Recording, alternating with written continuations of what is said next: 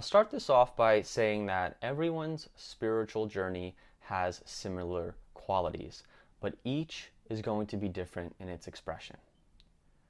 It may start off from a rock bottom type of place, whether through self sabotaging ways or a sudden tragedy that has been suffered, or it may just be from a curious exploration.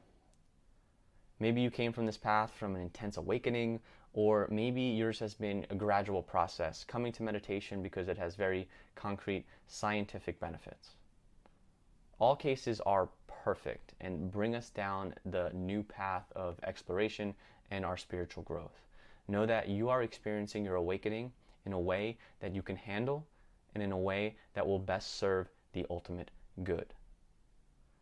The beginning of a spiritual journey is really exciting. It's new, we're meeting new people, and there's a lot of growth that's happening. All of a sudden, we've woken up to realize that there are more possibilities, that there is more than just what our eyes can see. In the beginning, it can almost feel like that honeymoon phase of a relationship.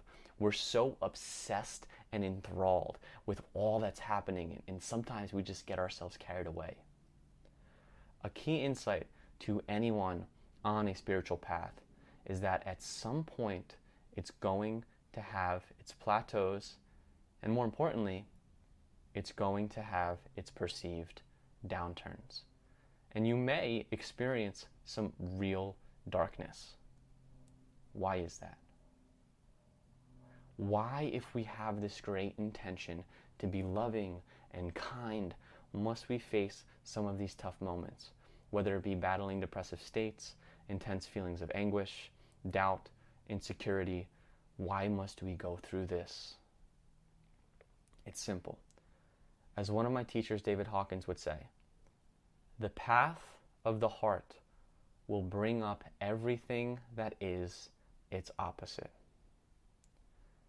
The path of love will bring up everything that is unloving about yourself. Every fear, every insecurity, every negative belief that you have deep inside will come up to the surface.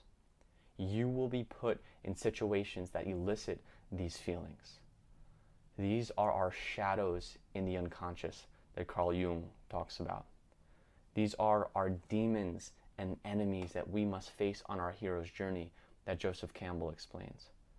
They must come up to the surface so we can shine light and move through it. How do they come up? One way is through other people. And you'll find that the people that you avoid and judge, the people that you are envious of, these may actually be the greatest spiritual teachers on your path, because they are reflecting back to you something within you that you might not be conscious of.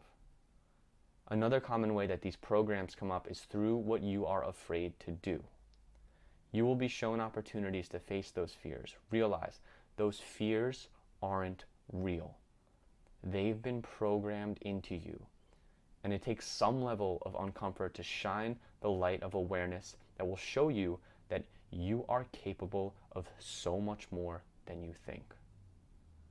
Remember, any darkness that you come across is teaching you something you need to learn. It may last a month, it may last a year, but eventually you'll find your way back. You can never get that far off because there is always this internal GPS that will guide you back on track. Trust that.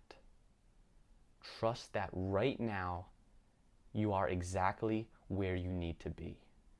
And with a light of mindfulness and understanding, see that you are not the content of your life.